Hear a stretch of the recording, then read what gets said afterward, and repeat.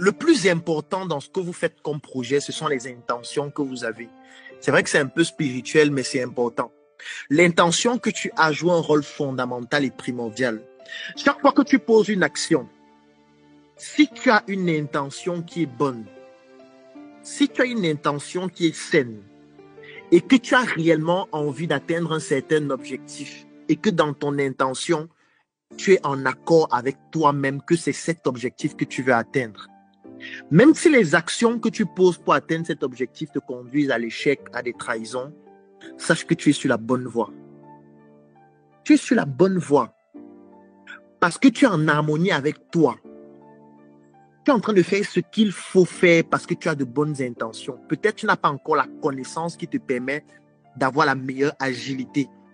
Peut-être tu n'as pas encore l'expérience qui te permet de choisir le chemin le plus court ou le plus efficient, qui te permet de dépenser le moins de ressources. Mais sache que ce que tu es en train de payer en termes d'échec et en termes de trahison, mais c'est le prix à payer pour avoir l'expérience que tu auras demain pour continuer cette vision, puisque tu as une intention saine. Est-ce que ça existe quelqu'un qui a de l'expérience sans trahison, sans échec? Ça n'existe pas, parce que moi je dis toujours quelque chose, et je prends tout l'exemple avec les chirurgiens. Tu arrives à l'hôpital, on doit t'opérer, on dit que tu dois choisir entre deux chirurgiens. Il y a un, il vient de sortir de l'école et toi, tu seras son premier cas. Et que tu seras la première personne qui va opérer après l'école. Tu as un deuxième chirurgien, il est chirurgien depuis 10 ans, il a déjà opéré 1000 personnes et sur les 1000 personnes, il y a eu 75 décès. Et on te précise bien ça, qu'il y a eu 75 décès. Tu vas choisir quel chirurgien? Moi, chaque fois que je pose cette question, la plupart choisissent le deuxième chirurgien. Je lui dis, mais tu ne vois pas qu'il a 75 décès? Ils disent non. Au moins, tous les décès-là vont faire en sorte qu'il y ait de moins en moins de décès. Parce que celui-là, qui vient de sortir de l'école-là, je risque d'être son premier décès. Ce n'est pas forcément vrai, tu vois. Parce que forcément, celui qui sort aussi de l'école, peut-être il a de nouvelles techniques. Pendant sa formation, il a aussi appris à opérer. Peut-être il a même déjà eu opéré. C'est vrai, c'est nuancé. Mais dans l'inconscient collectif des gens, les gens valident et acceptent que l'expérience vient au bout de l'apprentissage et des échecs. Qui dit échec dit aussi trahison. Mais pourquoi est-ce que tu ne veux pas payer le prix qui va te permettre d'avoir l'expérience que tu recherches tant?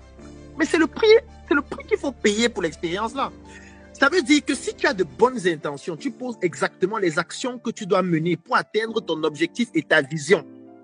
Et que sur le chemin, il y a des échecs, il y a des trahisons. Sache que c'est le montant à payer pour atteindre cet objectif-là. Il faudrait juste tirer des leçons de cela et comprendre que tirer les leçons ne veut pas dire que tu vas éviter les erreurs ou tu vas éviter la trahison. Tu dois juste tirer des leçons pour être plus résilient par rapport aux prochaines erreurs et aux prochaines trahisons. Pas pour éviter. Tu ne peux pas être boxeur et tu dis que je vais éviter les coups. Non, il faut recevoir les coups pour augmenter.